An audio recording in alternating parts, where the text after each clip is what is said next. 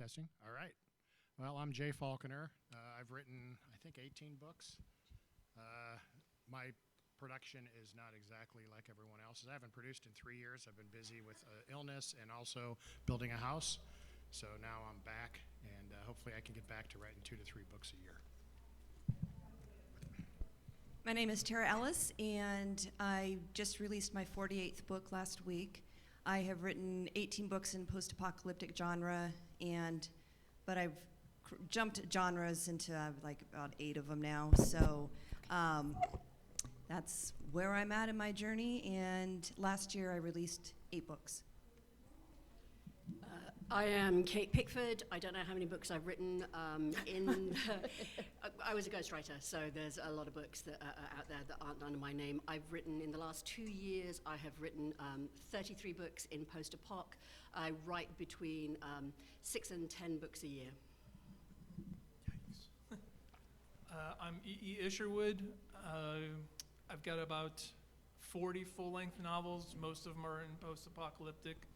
And I try to write about 1 book every 2 months. Okay. I am very slow. I only write 1 book or 2 books a year. So it's possible to write less, but kudos to you guys. I'm always so impressed. What are the major tropes, the pillars of the successful post-apocalyptic story? Okay, so we're going to go back to the thriller panel where it was a good guy, a bad guy, and a ticking clock. Like those are like, you have to have those in every thriller. So what would you say are a couple of the really mainstays that you need to have? So I would say there are different brands of post-apoc, just like there are different brands of pretty much every genre. But in I write for Muonic Press, and for our brand of post-apoc, there generally is the main protagonists are split away from the people that they love for some reason and have to battle the apocalypse and whatever else is going on to get back to their loved ones. You know, the bottom line story is I would crush the world to get back to my tribe, my people, my family. And the other really big must-have in our genre is there is a homestead, not necessarily preppers. We don't tend to have superheroes. Our readers like ordinary Joes, ordinary Josephines. Maybe there's somebody who knows guns, but we don't tend to have big preppers. But we might know somebody who, for example, doesn't kill every single vegetable that comes into their house. Yeah, I would agree with all that. I guess the one thing that I do different, is that my series is Neighborhood Watch, and it's set in a neighborhood that is in suburbia. So there's no homestead except that the whole subdivision is the homestead, I guess. But and it has thriller elements. It's got kind of a ticking clock, a big mystery. You know, I think most of the PA novels will have like, what happened? How did the world end? And so I kind of, in my books anyway, I think that's pretty important. Yeah, just to add to that, agree with all of it. And I do think also in the brand of post-apocalyptic that most of us up here write, the readers like to be in the event, to experience the event and the post-event with the characters. And that's, the difference between post-apocalyptic and dystopian. Either you're starting the story like just before the event or during it, and it's unfolding as you're reading it is usually how that works out. And I know for me, with my stories too, I really like to have it's just ordinary people, not just surviving, but living through it and figuring out along the way that what is really important and what does it mean to be alive. For my books, I tend to focus on the reluctant hero who finds himself trapped in the event as it's unfolding. Usually there's a heavy military theme behind it, and I usually wrap in at least one global government conspiracy just to make it interesting and a little bit more fun. And occasionally I throw in some crazy sci-fi stuff just to keep the readers off balance. So it's a little bit of a hybrid, but it seems to work for me, and readers tend to like it. how do you keep your readers turning the page? So how do you create tension and suspense and keep them have to read the next chapter, have to read the next chapter, have to read the next chapter? I think that's where my genre hopping has benefited me personally, is that I do a lot of mystery stories. You know, I love a good mystery and a lot of thriller aspects, and all of that plays in very well to that whole, you know, leaving them hanging at the end of the chapter, not necessarily the book. Some people get mad about that. But I think I've found a way for myself to craft each chapter. They're usually on the shorter side, 1,500 to a couple thousand words, and I end it with a hook to pull them into the next one. Not every single chapter has to end with a but a lot of them do. And so it's just, when I write it, I see it as a scene in my head, and I think, okay, if this were a TV show and I were watching it, what's going to make me come back after the commercial? So that's how I approach it. So if you, I put something in Sked that I wrote a primer for the people who joined me to write post-apocalyptic novels to raise money to save a little old lady's home. So if you want a primer that is everything that you need in a post-apocalyptic novel, that's up in Sked with whatever my yesterday talk was called. Shit. I'll post it in here. But for me, it is, we do a cold open for all of our books. So the very first chapter it's a movie term called a cold open. It's super high octane, really short, really fast. If you think about an action movie where there is a car chase, so everyone's adrenaline is really up, it might not have very much to do with what comes in the second chapter, but we want a banging good first chapter that is a cold open, high action, high octane. We need relatable characters, not necessarily likable.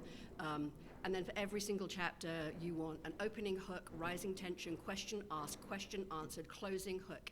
Then depending on how fast your speed is, how much tension, how much page turning you want, that goal, attack, thwart triangle that, in Save the Cat, it's like fun and games, like what the bleepity bleep does that mean? But that's the goal, attack, thwart. So for every chapter, you need to know what your main protagonist's goal is. If we don't know what their goal is, we can't root for them. Then there is some kind of attack, whether that's from an antagonist or it's from the big bad bang, and then they, shoot. I didn't swear, ha ha ha. So then I did effectively in everybody's head. And then they are thwarted, and everything is getting worse and worse each chapter. And for me, I am ending in a closing hook. I want my readers to be writing to me and saying, I didn't go to sleep last night. I kept reading until 3 o'clock in the morning. I didn't go to work this morning. My favorite is I forgot to feed the children. Excellent answer. I think we all kind of use that same system. For me, I don't have I'm not trained in writing. I just write the way that I like to read books. Well, like with my books, they're set in the suburban area, and I raise tension by having them go out into the world, and then they see, all the devastation, and then they get into trouble, and then they come back home, and then the act of them being at home gives them a little bit of a breather, gives the reader a breather. So, and then I use a little bit of humor to kind of take the edge off. Like, I would just say that if you want a good example of rising tension, read one of Kyla's books. I can't read them because it just keeps going up and up, and it just Thank you. It's too much. Okay.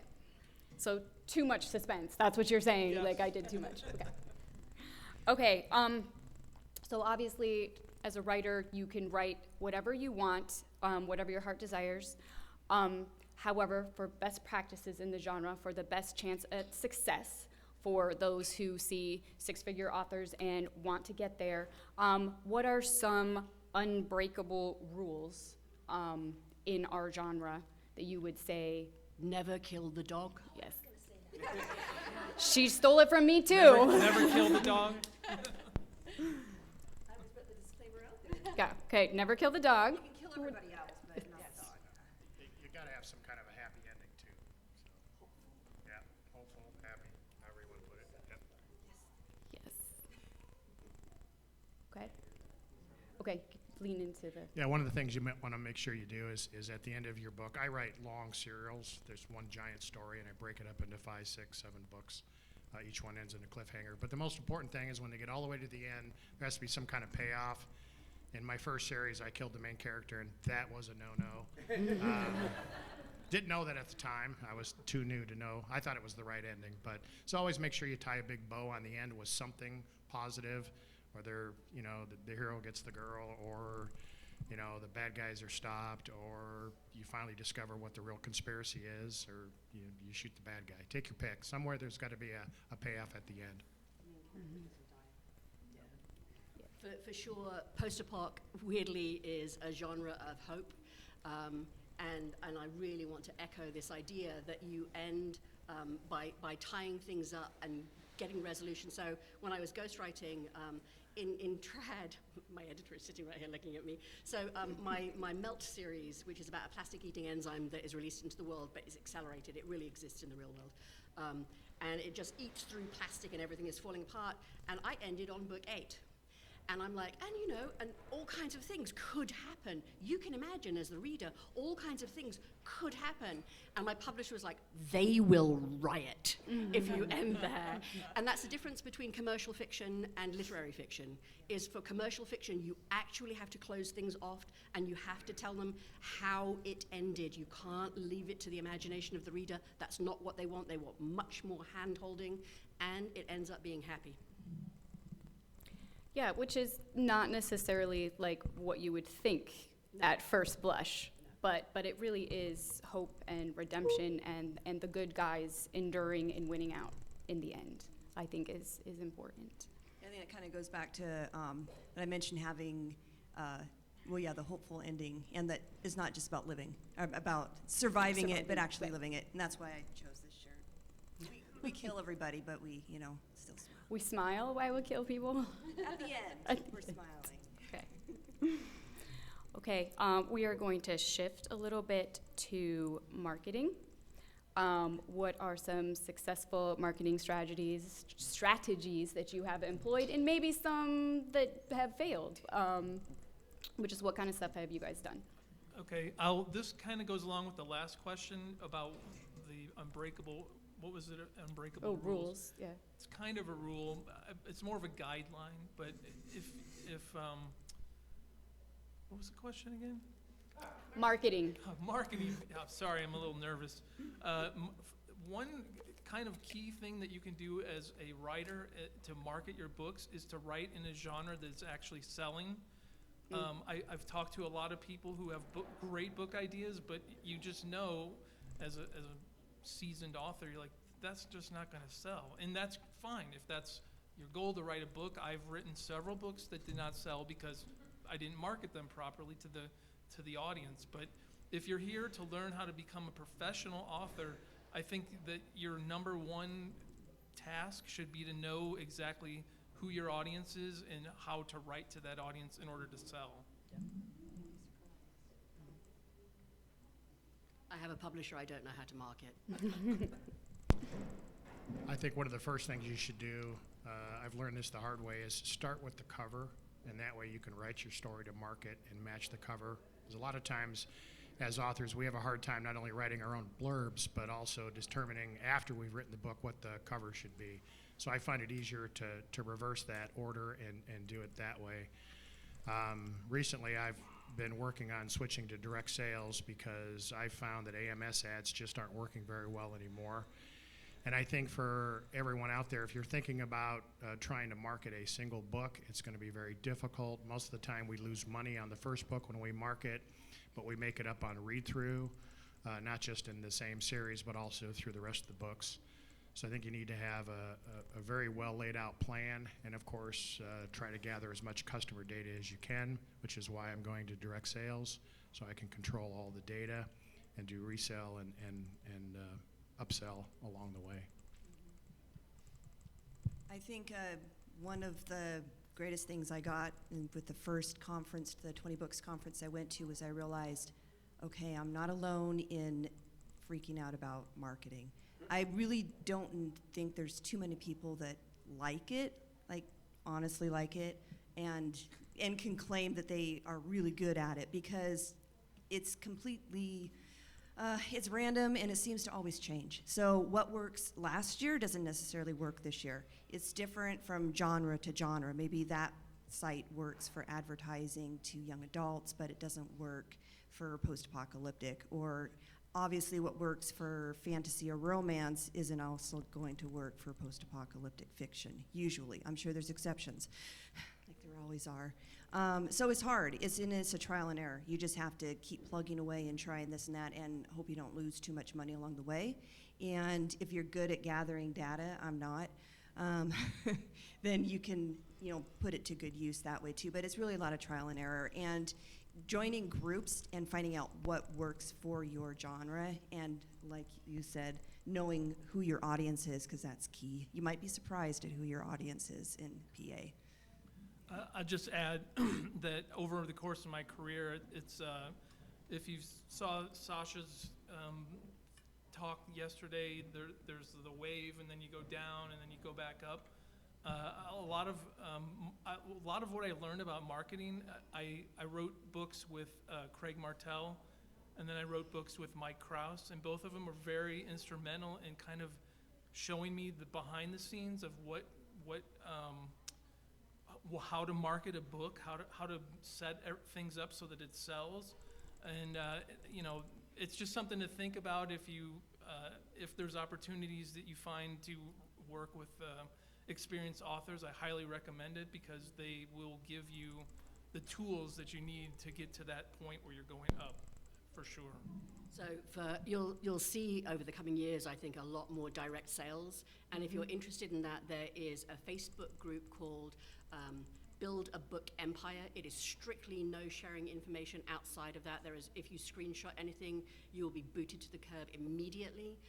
But if you are interested in direct sales and you want to see what people are doing, it's a great group to join. And there are people killing it in that group. Absolutely. I really think that's the future. Could you say the group name? It's Build a Book Empire. Babe. Babe. Yeah. Yes.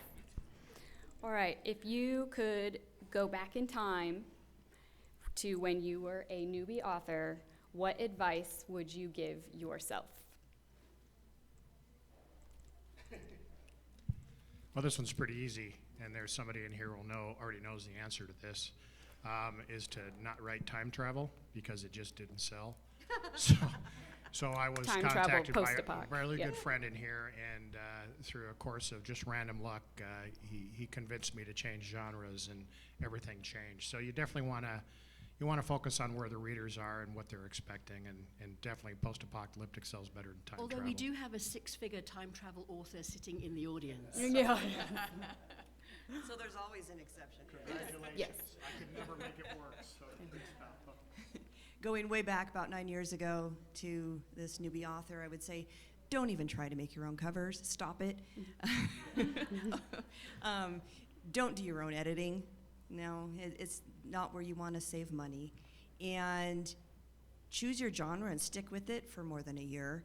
And that's not to say that you can't be successful in more than one genre, but the problem is then when you're building that audience and you finally have a newsletter that you're getting together, your algorithms are getting set on Amazon, and then you go and screw it all up by introducing yet another genre into it. So it's just, it's good if you want to try to climb that mountain to not stop partway.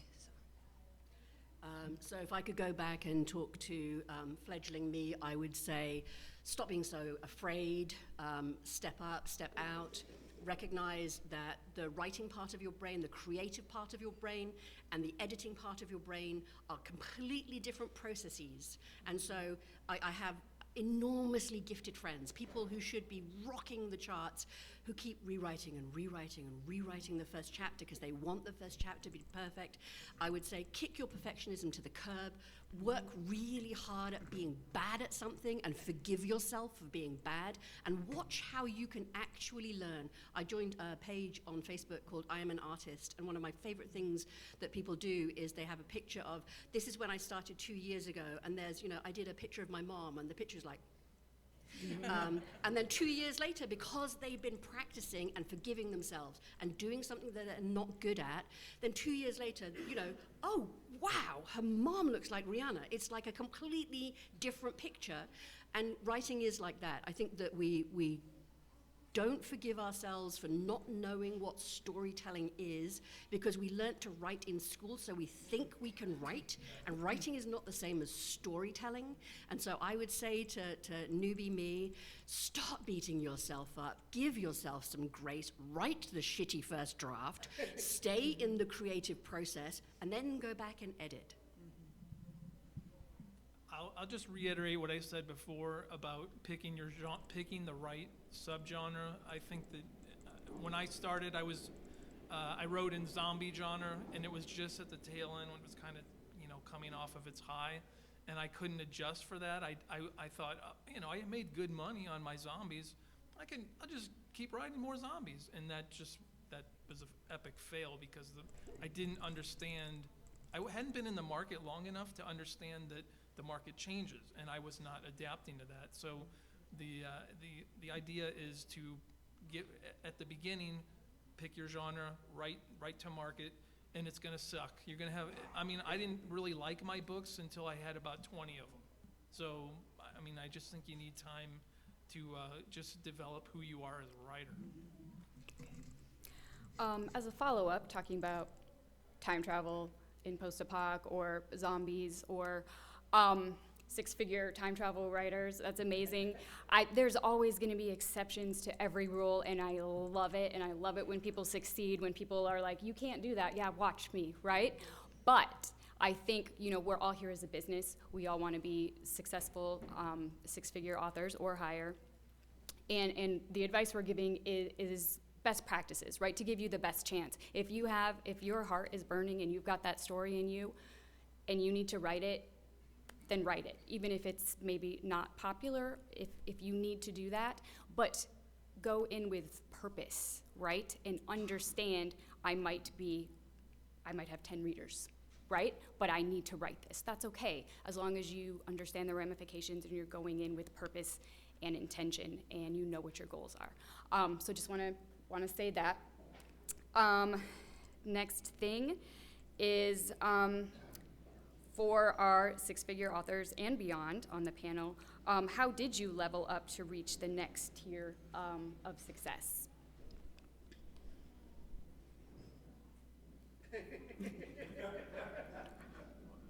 Crickets.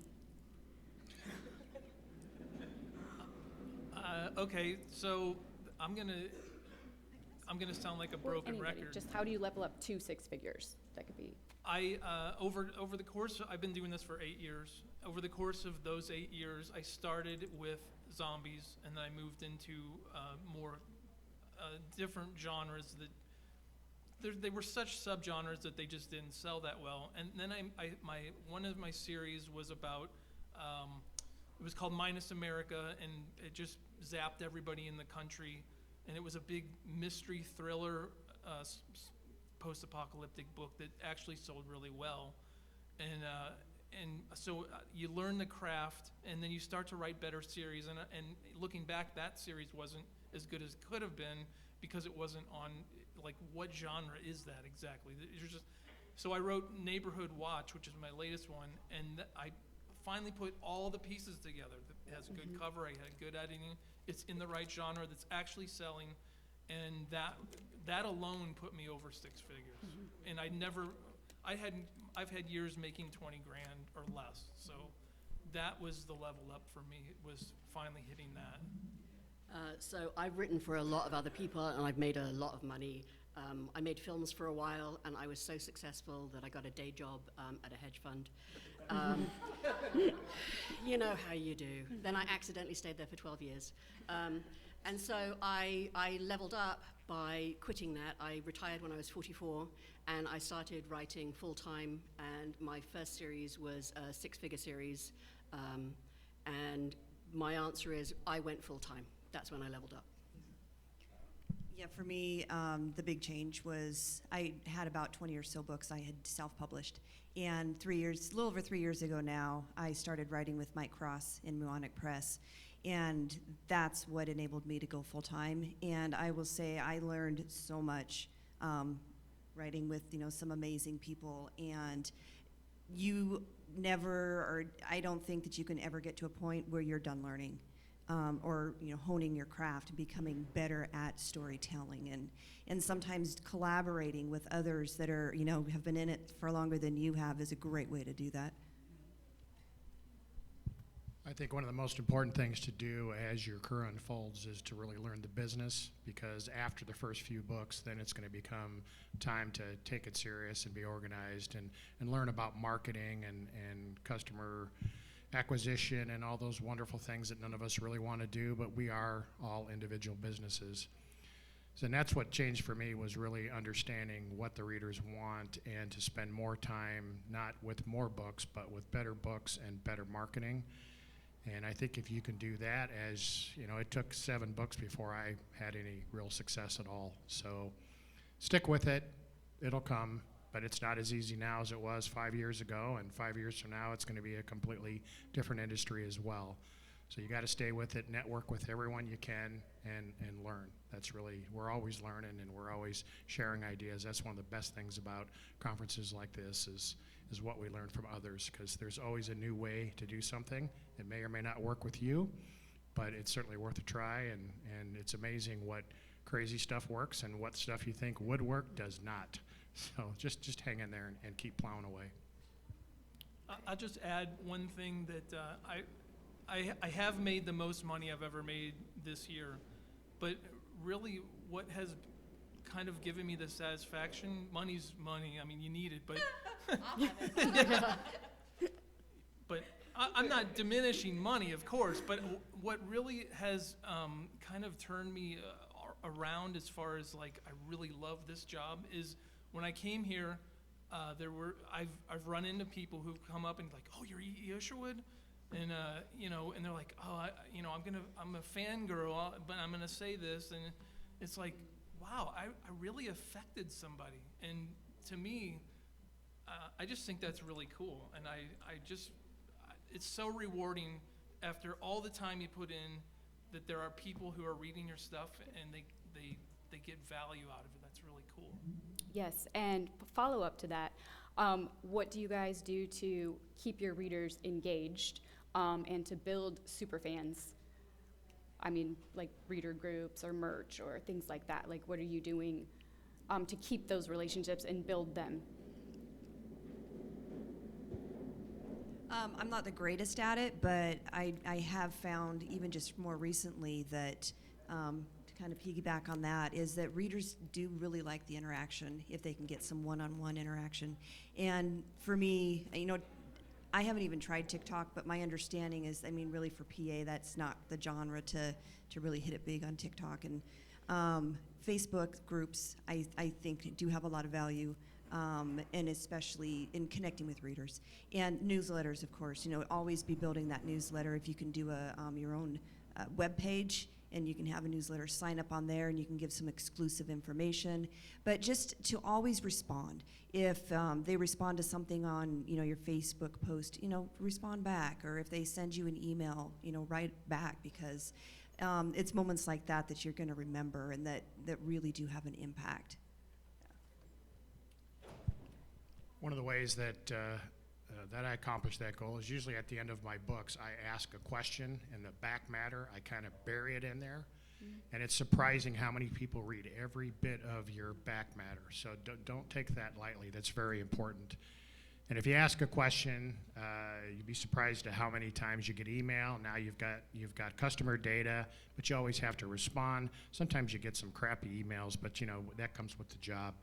So, but most of the time, the readers do like the interface, and that's very important to build your super fans. And if you can offer them something that they haven't read before or an interaction, you'd be surprised at how well that works. Yeah, I think that one of the things that you learn when you're talking to your superfans is that the Industrial Revolution meant that we fragmented life as we knew it for thousands of years, and suddenly we're thrown together in these big cities and we're walled off from each other. And I think that we've been getting lonelier and lonelier, and the emergence of the keyboard warrior shows that that loneliness has turned into anger, and the pandemic really hit people hard mentally. And what people want is a bit of grace, a bit of time, a bit of kindness. And so you talk to your people and you answer every single question. And if someone is shitty, turn the other cheek and turn it into something good. Don't ever respond in anger. If you're angry, take yourself away and do whatever calming thing you do. But treat people with some kind of grace, and they will always come back because you made them feel heard, you made them feel wanted, and people are desperate for that right now. Desperate. Yeah. Great answer, Kate. Great. Okay, we've got about 14 minutes left. We're going to open it up to questions.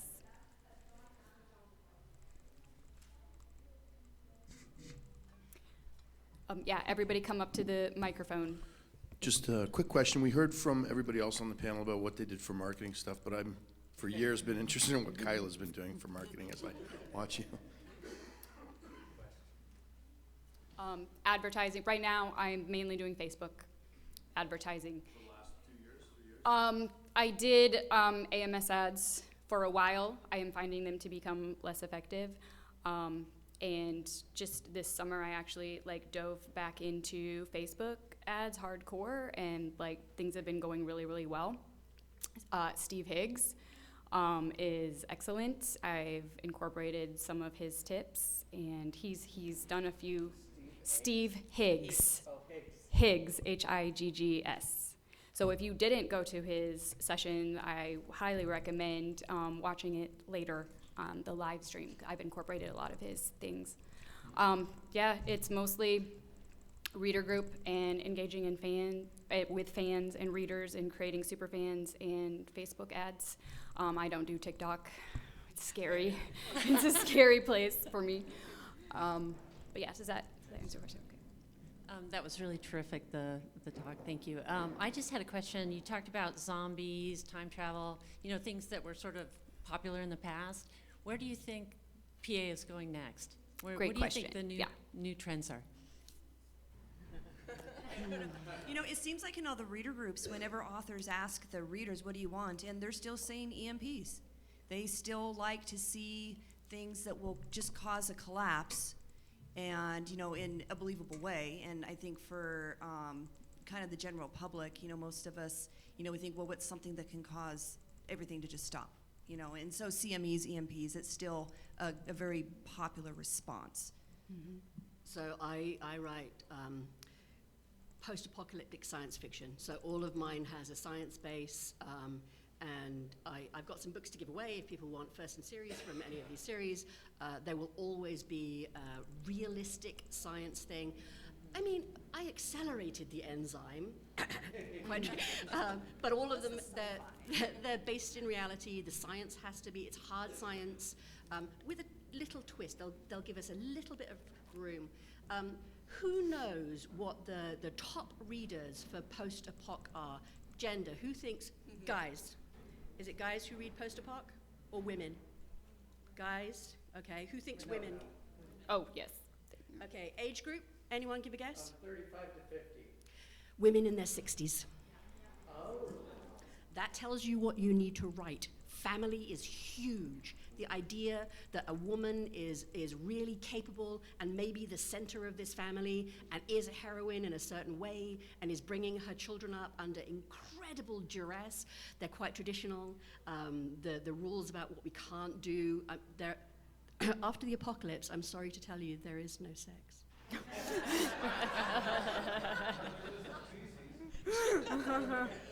Sorry, on the page. Yeah, closed doors, fine.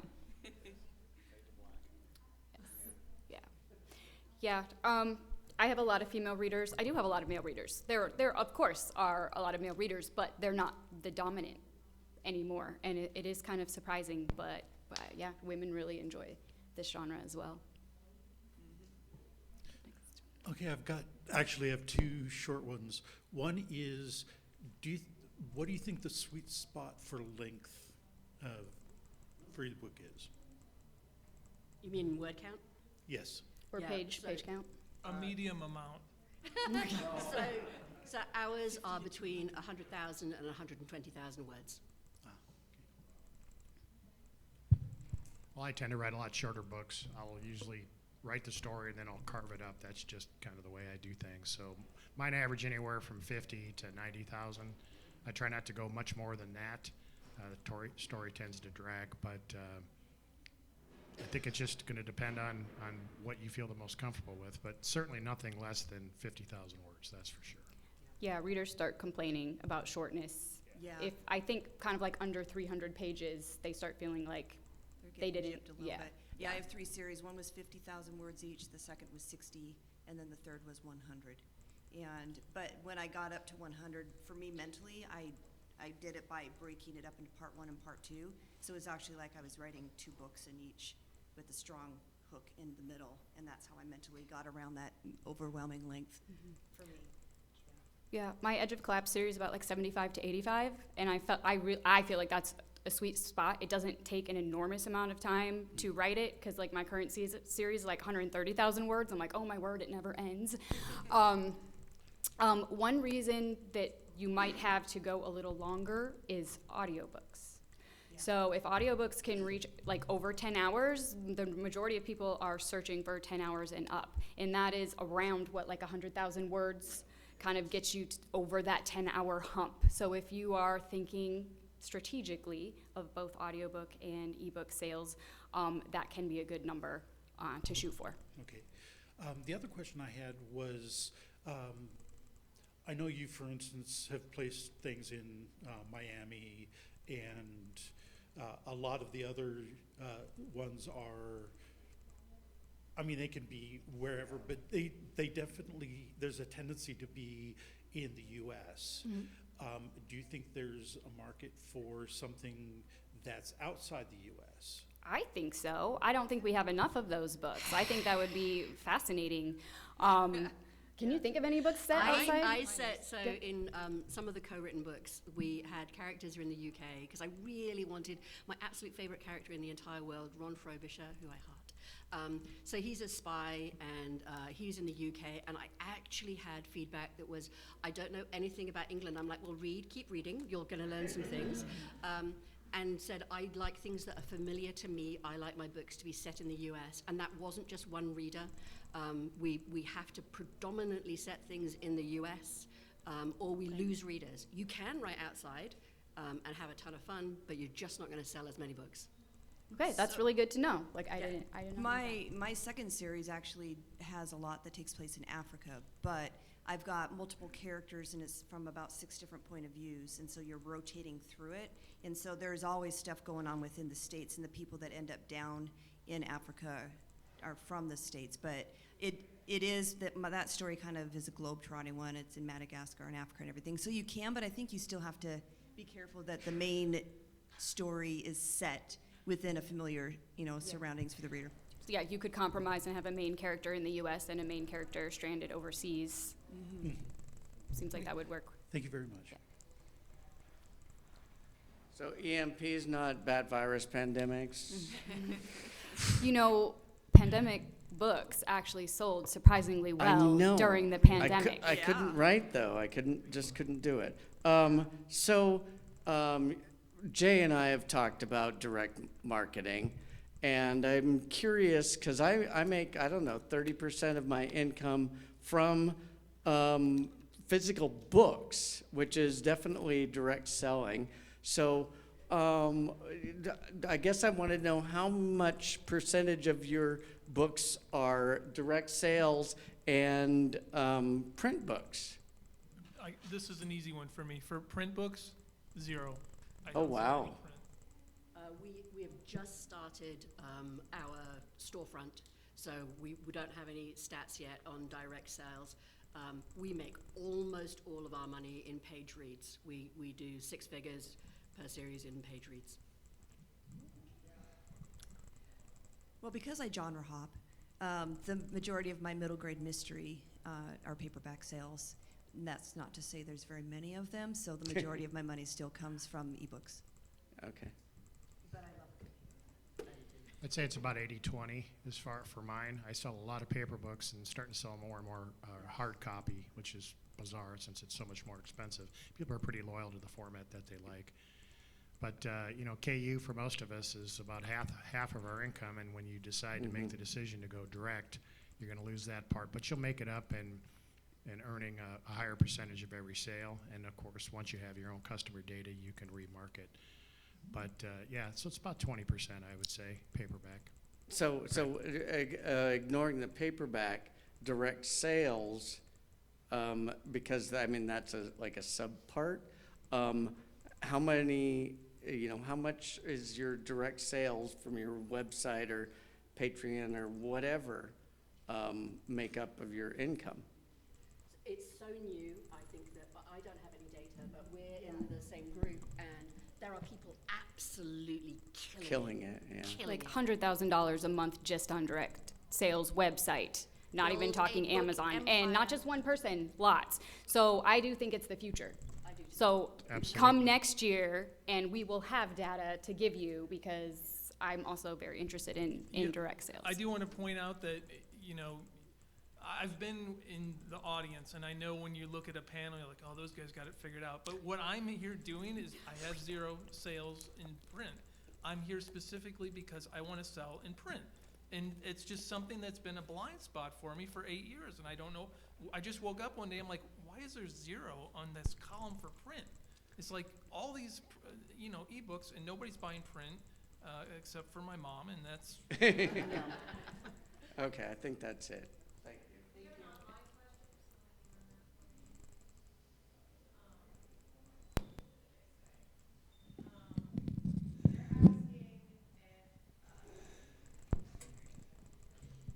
Online question. Do you feel there is much crossover with dystopian fiction from post-apocalyptic fiction? Sorry, hard word. I definitely think so. I do. I think so. I think a lot of readers in general get confused between the two, like what is actually post-apocalyptic and what is dystopian. And I think there's some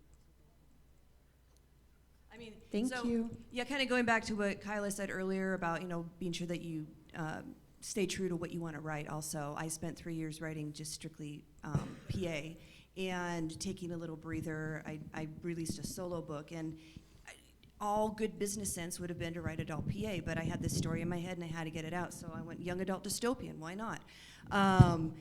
But there's definitely a difference between dystopian and PA, but I think it's easy to kind of cross over into some dystopian elements once you get beyond the event. Yeah. Business model, did I turn it off? I didn't. Good. Business model question. Because you're transitioning from the Amazon universe to your own, is there a business model there where it's a hybrid, where you release into KU, do that for 6 months, then do into your own universe? Absolutely. And then the second component to that is, are you doing that with your EPUB as well? And are they side loading into the Kindle app or using something else? Book funnel. You're asking, like, on the direct sales, how the ebooks Yeah. are delivered? Yeah, book funnel. Well, that's, okay. Yeah.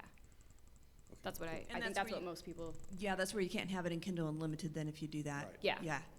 But you can have your paperbacks and your audiobooks if you own the rights to your audiobooks on your site.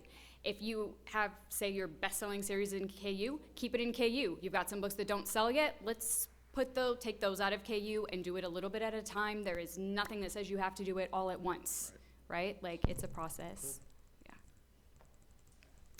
Okay, last question. Okay. Are you all wide? So I guess that's the question. Okay. So you're only in KU with your stuff. Yeah, the post-apocalyptic audience is very, KU heavy. But Jay is a trailblazer. I'm literally right in the middle of making the switch, so as they come up for renewal, I'm letting them drop out of KU, and the Shopify store is just about done. It's a massive amount of work. Yeah, it's a lot of work, but we shouldn't be scared to lose the KU reads, because there's better ways to control your future, I think. That's just my opinion. especially when the numbers keep going down. Yeah. All right, I want to thank the panelists for doing an amazing job, and you guys, thank you for coming to our presentation.